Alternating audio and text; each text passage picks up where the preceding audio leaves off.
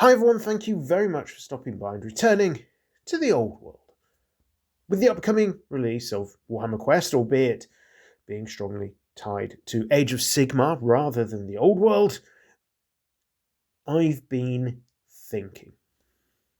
Now, if a game of the days of yore that doesn't need a lot of models could be re-released for the old world, what would I like it to be? And I think there's only one real candidate that deserves a strong mention, and that is the case of Step Forward, Mordheim. So what was Mordheim, or rather is Mordheim? Mordheim is a classic skirmish game. It's got quite an interesting narrative element and pretty exciting campaign system. The whole thing, let's face it, is set in the year 1999. It was devised, for those of you of a certain age, as a joke around the Y2K bug that was allegedly going to wipe out every computer known to man. Conveniently for us, the year 1999 is just before the period of the old world is set in, so the events of Mordheim are ongoing. The city isn't going to be cleared until the time of Magnus the Pious, which is after the War of Chaos and many years in the future from where the old world is set. So we find ourselves in an interesting setting where what is perceived as being a blessing of Sigmar, a large meteor, comes crashing across the sky and ends up smashing into Mordheim.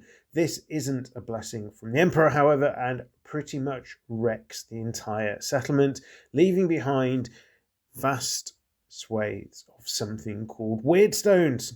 However, you might be slightly more familiar with an alternate name for this particular thing, and that is Warpstone. So adventurers from far and wide have gathered in Mordheim to fight it out over the riches left behind in the ruined city. Now, skirmish games, they are increasingly popular. Look at games like Bolt Action, for example, or Baron's War. It shows there's a market-wide interest in this sort of gameplay, so why not? From a player perspective, Mordheim is a game of few models. A single box will set you up and running, with most factions needing somewhere between 8 and 20 models at the absolute most. In fact, very few of the warbands can get as far as having 20 models and are capped at fewer, such as 15 for human warbands. So on the face of it, this does make Mordheim relatively affordable. So this does beg the question slightly for Games Workshop, what's actually in it for them if you're only going to be buying a handful of models to play the game? Well, the answer here is terrain. Over the years, there's been an absolute ton of Warhammer terrain, which has been produced and is mostly no longer available. Mordheim tables are incredibly terrain heavy, generally set inside a ruined town, so lots of bashed up houses, maybe shrines, cemeteries, all that sort of stuff.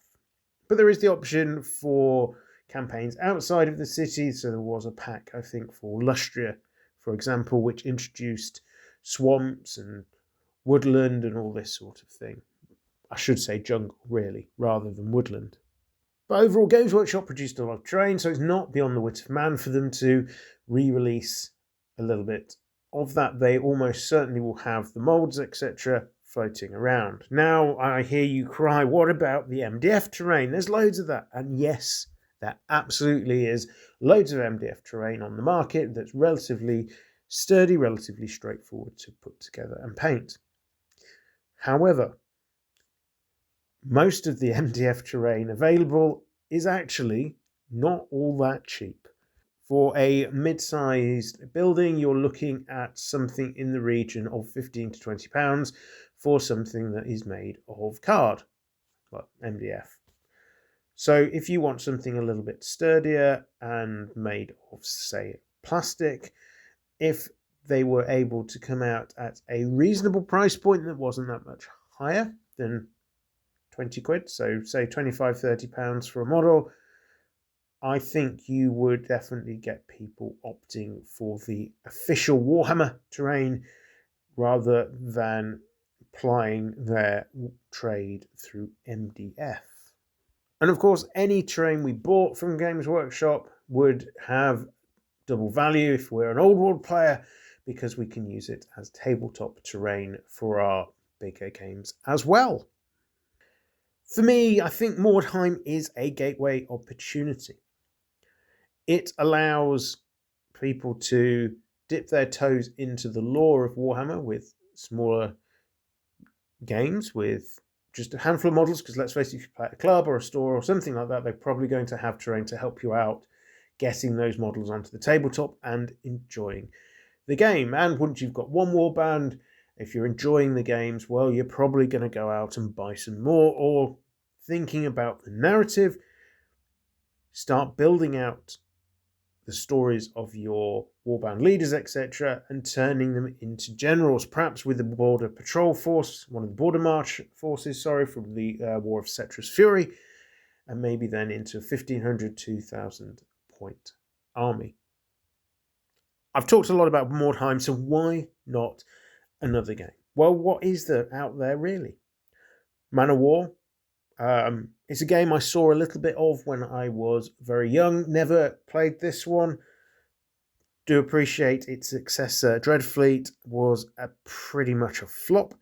And let's face it, naval conflict hasn't really captured the imagination for a lot of people in the same way that land-based combat does. And if we look at the wider market, the number of games out there for naval combat are pretty limited when compared to air combat to a certain extent, and absolutely certainly land-based games.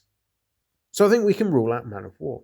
There's Hero Quest. Well, that's already been re-released by another company, but without the Warhammer overlay. It's another company's baby, and Games Workshop couldn't really get in on the act and release that as a game. That ship has very much sailed. Well, there's Warhammer Quest, obviously, but that's coming for Age of Sigmar. As much as I know people would have maybe liked the 1995 original to be released, would have been a nice Christmas thing maybe, but that's not where we are. And that kind of means there's only really Mordheim, to my mind, as a good quality old world game that would be a fun gateway game, classic skirmish, low model count sort of thing to supplement what we're doing with the old world as collectors and, of course, gamers. Mordheim's been supported by the community for quite a long time now, in the same way as Blood Bowl was, although for a longer period. A bit of a rules tidy up, a bit of a maybe a couple of tweaks to make it closer to the old world lore and setting as we currently know it, and you've got a new way to get players excited about the old world. Besides, what could be more fun than tracking the career of your warband leader from rummaging round a savaged and battered town, trying to earn his fortune, to slowly becoming the leader of a broader mercenary band, plying his trade in the border princes and beyond, before finally becoming a fully fledged general and seizing land of their own in the disputed lands of the borders. It lends itself so well to a step-by-step development that allows slow narrative burn as you build your forces from scratch.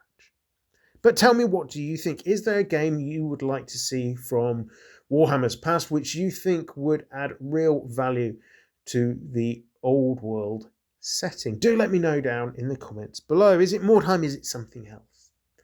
All that remains for me to say is thank you very much for listening. I hope you've enjoyed this video. I hope it's given you maybe a little bit of food for thought, or maybe even inspired you to pick up Mordheim, rules of which are available for free online. Thank you once again for listening. I am returned to the old world. Have a great day.